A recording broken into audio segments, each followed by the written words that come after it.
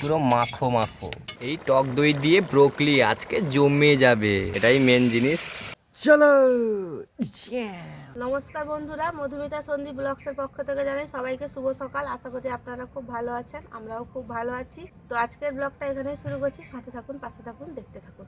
আজকে আমাদের গ্রাম বাংলার রান্নাঘরে খুব সহজ দুটি পদ রান্না হতে চলেছে। তার মধ্যে আছে ঢেঁড়স ভাজা আর গ্রাম্য স্টাইলে ঘরোয়া পদ্ধতিতে সবুজ ফুলকপি টক দই দিয়ে নতুন রেসিপি আমাদের চ্যানেলে হতে চলেছে। তো সেই রেসিপিটা দেখার জন্য ভিডিওটাকে স্কিপ করলে চলবে না, পুরোটা দেখতে থাকুন। তো চলো, সবজি কেটে ধুয়ে রান্নাঘরে পুরো চলে এসেছি। এই যে ঢেঁড়সটা কেটে নিয়েছি, ব্রোকলিটা একটু হলুদ লবণ দিয়ে 5 মিনিট হালকা সেদ্ধ করে নিব। তো সেদ্ধটা বসিয়ে দিয়েছি।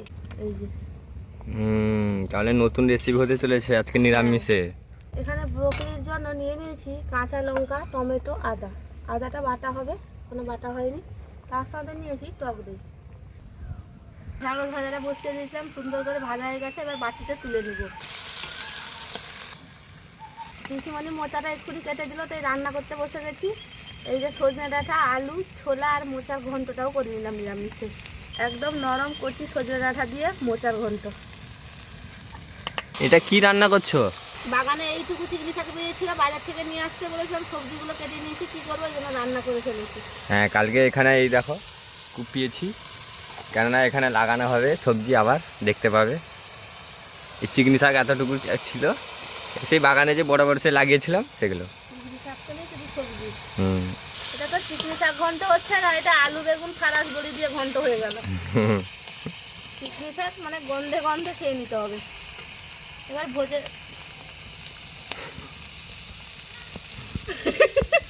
বুঝছি। লাও, হুম। ভেজে রাখা বড়িটা গুঁড়ো করে নিয়েছি হাতে, এবার দিয়ে দিব।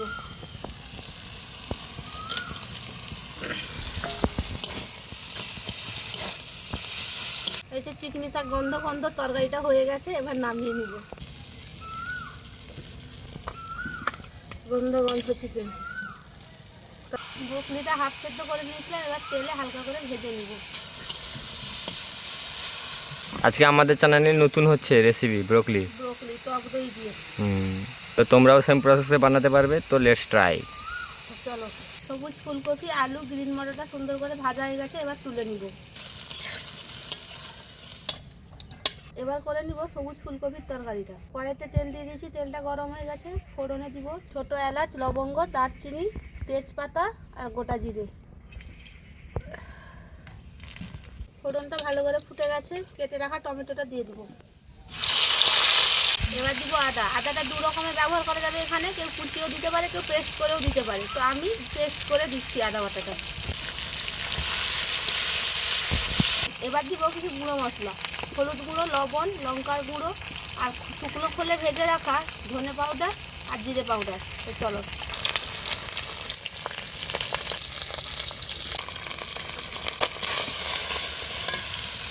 অল্প একটু জল দিয়ে মশলাগুলো কষিয়ে নেব। মশলা থেকে সুন্দরভাবে তেল ছেড়ে দিয়েছে, এবার ফেটে রাখা টক দইটা দিয়ে দিব। ক্যারামেল গেল এটা, এটাই মেন জিনিস। ঢাকা নাকা করে নাও। আজকের মেনুতে এইটাই মেন জিনিস। হাতে যদি সময় থাকে তাহলে 2-4টা কাঁচা লঙ্কা ছেড়ে দিয়ে দিবে।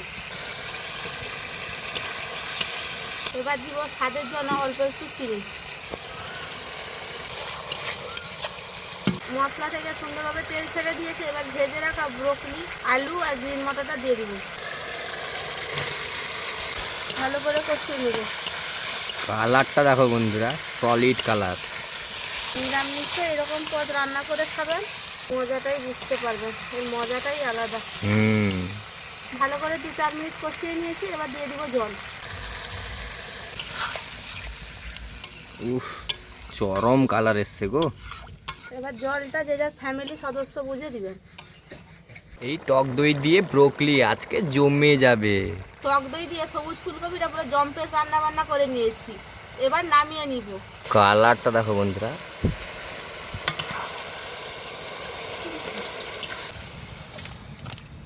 পুরো মাখো মাখো, কষা কষা হয়ে গেল। গরম ভাতে জম্পেশ খাওয়া দাওয়া। গুনিছিটি চাউলটা করে রে এবার দিয়ে গাড়ি খাই লিবে বড় কেচু মরি যাবে নাই না আবার আজ বড় কেচু মরেনি। কালারটা দেখো বন্ধুরা। রান্না বান্না শেষ, এবার খাওয়ার টেবিলে যাওয়া যাক। তো চলো। রান্না বান্না করে খাওয়ার টেবিলে পুরো সোজাসুজি চলে এসেছি। তো ভাতের থালায় প্রথমে নিয়ে নিয়েছি ঢেঁড়স ভাজা। আজকের কি কি মেনু আছে একবার দেখে নিন। এই যে মোচা, সজনে ডাঁটা, আলু, ছোলা দিয়ে ঘন্ট। এখানে তো ঢেঁড়স ভাজাটা বলেছি প্রথমে। এখানে আছে চিকনি শাক, ফারাস, আলু, বেগুন, বড়ি দিয়ে ঘন্ট। এখানে আছে দই দিয়ে ব্রোকলি গ্রাম স্টাইলে। তো খাওয়া দাওয়াটা শুরু করি এবার। ঢ্যাঁড়স ভাজাগুলো এখন কিরকম ভালো অফ সিজনে? আমার তো ঢেঁড়স ভাজা খাওয়া বন্ধ, তবেও খাচ্ছি। তার সঙ্গে দুটো ফারাস দিয়েছিলাম আমি খাবো বলে। এখানে খেতে বসে গেছি, পিসিমণি সেখানে শশাটা কাটছে। নিরামিষে একটু শশা হলে ভালো লাগে। টেঙ্গরি বেলিয়ে দিচ্ছে। সে বসতে পারে না, তার ফ্যালাট হয়ে গেছে পেটে। তো বন্ধুরা 2-3টা তরকারি দিয়ে খাওয়া হয়ে গেল। তো এবার ভাতের থালায় নিয়ে নিব সেই টক দই দিয়ে ব্রোকলি, মানে সবুজ ফুলকপি। তো কারা কারা খেতে ভালোবাসো সবুজ ফুলকপি কমেন্ট করে জানাবে অবশ্যই। দেখো টক দই দিয়ে ব্রোকলি।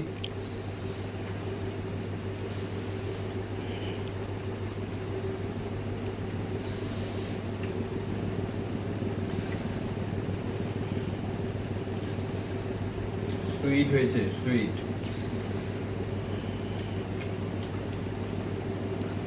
তো তোমরাও সেম প্রসেসে বানাতে পারবে। তো লেটস ট্রাই। দুর্দান্ত হয়েছে, দুর্দান্ত হয়েছে।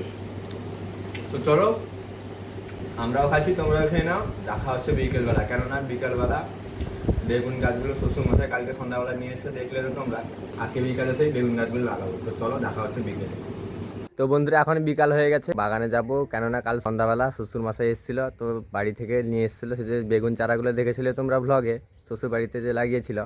তো দেখো, তো চলো এগুলো রোপণ করব, দেখতে থাকো, সাথে থাকো। এই বেগুন চারাগুলো বড় বড় হয়। এই দেখো কালকে এপাশে কুপিয়েছিলাম, পরিষ্কার করে দিয়েছি সব। তো এখানেও সব বীজ লাগানো হবে, দেখতে পাবে ভ্লগে। দেখতে পাচ্ছ কটা চারা আছে, 15টা আছে। তো বন্ধুরা 15টা বেগুন চারা আছে। তো চলো এগুলোকে লাগিয়ে নিই, তারপর দেখাচ্ছি। তো চলো, তোমার দিদিভাই শরীর একটু অসুস্থ, তো সে ঘুমিয়ে আছে। তো এলে একটু পরে দেখাচ্ছি। তো চলো, এই যে এই মাঝখানে দিয়ে দিব দেখি, আর সেদিকেও দিব দেখি। তো তোমাদের দিদিভাই আসুক, দেখা যাক। তো চলো, এই যে কুঁদলি গাছটাও হয়েছে কত বড়, তো দেখতে পাবে। এই দেখো কুঁদলি গাছ দুটো লাগিয়ে দিয়ে গেছিলো শ্বশুরমশাই, তো এ মাচাও করে দিয়ে যাবে। এপাশে দেখো সব উচ্ছা গাছ উঠেছে, এখানেও মাচা করে দিব। তো চলো, তো বন্ধুরা গাছগুলো সব লাগিয়ে দিয়েছি। তো এখন জল দিয়ে সব ছেঁচে দিব বাড়িটা।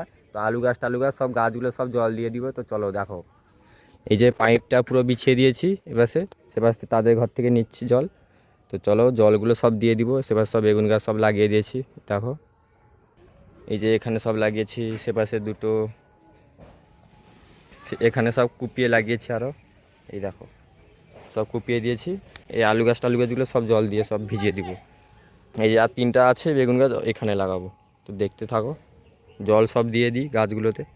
তো চলো, গাছগুলো সব লাগিয়ে দেওয়া হয়েছিল আগে, পরে আজকে সব লাগানো হয়ে গেছে। এবার যে জল দেওয়া শুরু হয়ে গেছে। লোকের বাড়ি থেকে আসছে পাইপ, এই দেখো পাইপ বিছানো আছে। এটা কি গাছ? থালকুনি শাক। থালকুনি শাক। একদম মাটি শুকিয়ে গেছে ভালো করে, এখানে বেশি জলও দেওয়া যাবে না, গোড়াগুলো আবার হয়ে যাবে। দেখো সব বেগুন গাছ এখানে লাগিয়েছি কুপিয়ে, এক্ষুনি জল টল দেওয়া হচ্ছে। রাতে আবার কোথায় যাওয়া হবে? ডাক্তার দেখাতে। আজকে আবার লাস্ট চেক আপ না?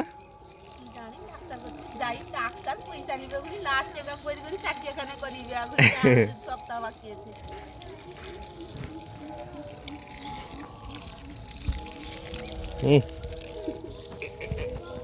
ভালো করে দাও জল।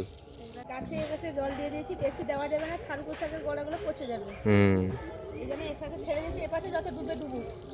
সারটাও নিয়ে চলে এসছে দেওয়ার জন্য। হ্যাঁ সেপাশে আছে, এই যে সার আছে সেপাশে। কি কি সার আছে জানিনি বাবা, বাপু মিশিয়ে গেছে 11 অনুখাদ্য, হ্যাঁ অনুখাদ্য আছে সার। অনুখাদ্য, ইউরিয়া, ফসফেট, ডিএপি, মানে কি ধান বীজ যেগুলো ধান জমিতে মারা হয়েছিল সেগুলোই নিয়ে এসছে।